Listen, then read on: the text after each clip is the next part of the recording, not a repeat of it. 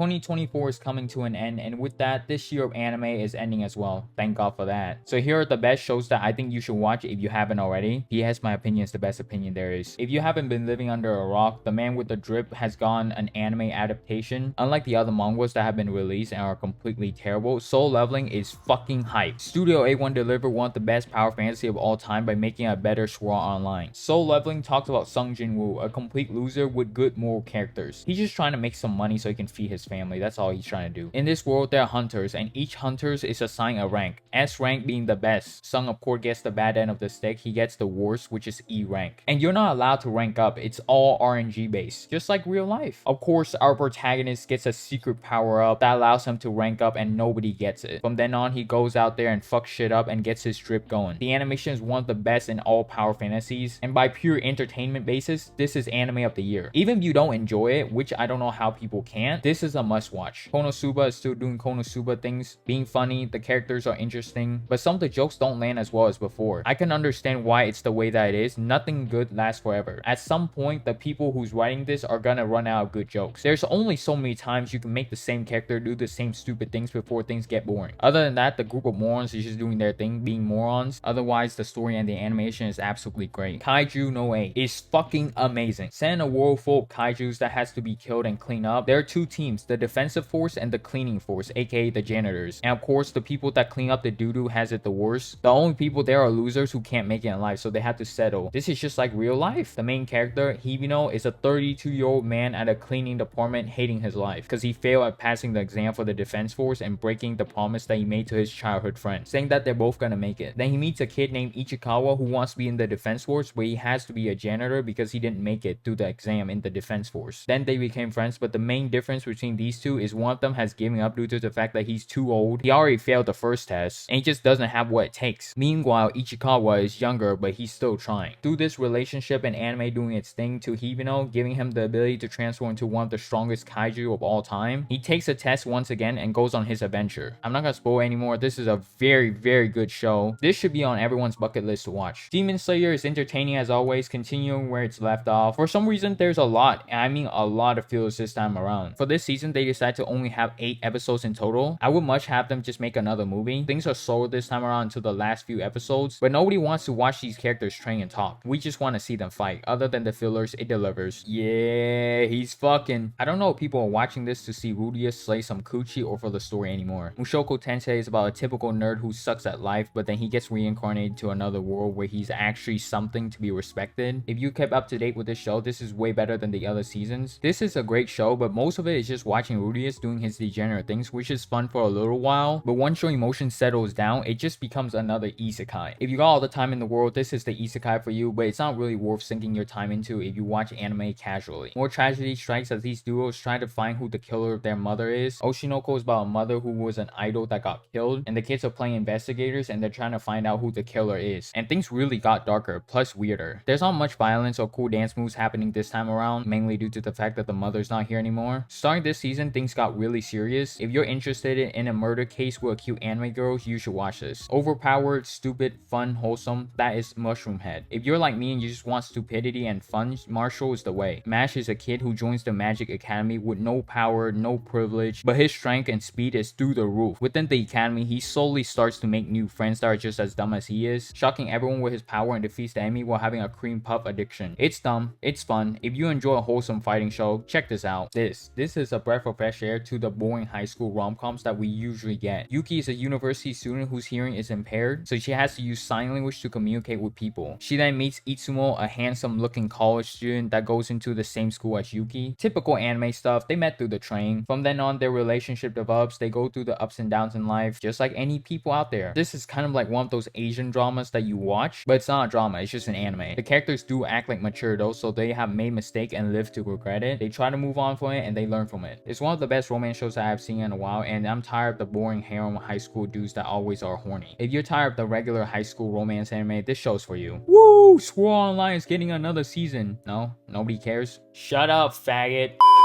I understand people don't like the show, especially Gun Gale Online. Gun Gale has to be the worst out of all Sword Online. But Kirito Sheiks has a special place in my heart, alright? Since this is one of my favorite shows of all time, I'm gonna have to put it on this list. Otherwise, I wouldn't recommend it for you guys to watch. It's fucking boring. Hopefully, Rem comes back this season. Oh wait.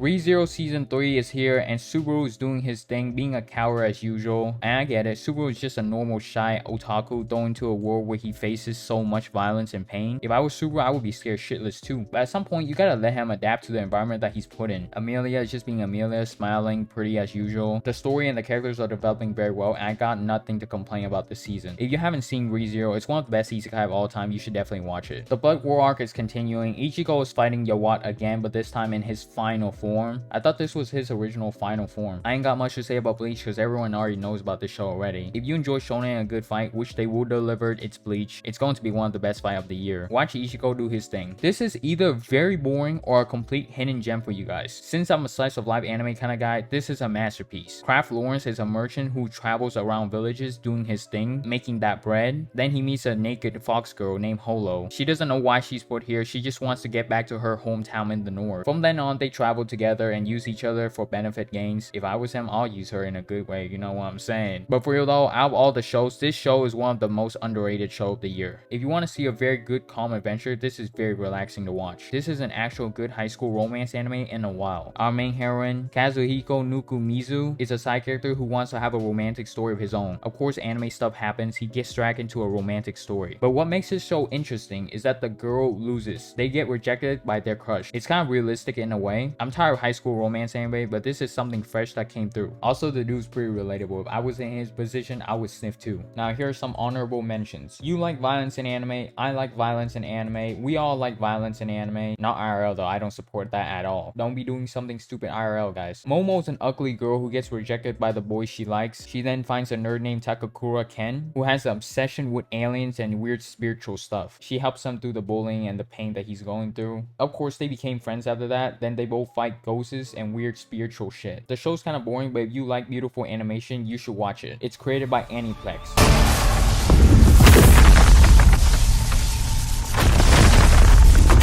Yeah, the studio that made that. Knight Laios Toden is the leader of a small party, and they go through an endless dungeon that's filled with a bunch of weird things. You get to see them cook, craft tools, deal with different traps, and fight. But I don't think the best part of the show is any of these things. I think the best part of the show is the dynamic of the group because they're pretty stupid and fun. If you enjoy Studio Trigger's work, this is for you. The only reason why I put this in the honorable mentions because the elf girl isn't showing enough skin. A high school student named Taki Inomata plays sports and he works really hard, always coming to the gym early as possible, but he's always late compared to a girl named Chinatsu Kano. He meets her every morning on the outside of the gym. Of course, with that, he starts to develop a crush on this cute girl. The story really isn't about the sports that they're playing. Sure, it does matter and makes some scene happen, but it's more about the relationship that these two will go through. The relationship that they have will be difficult due to the fact that they both play different sports and there's an age difference there as well, so you don't know what holds for them in the future. This is just a group of cute anime girls camping and doing cute things, that's all, but it's done incredibly well. If you enjoy something relaxing and boring, this is for you. And that's 2024 for anime. What a year. It wasn't all perfect, nor was it great, but some of the new shows are incredibly beautiful and interesting, and let's hope next year nothing destructive or crazy happens. If any of you guys like this cringy ass show, you guys need to reevaluate your life. This show is completely cringe and the character is not smart.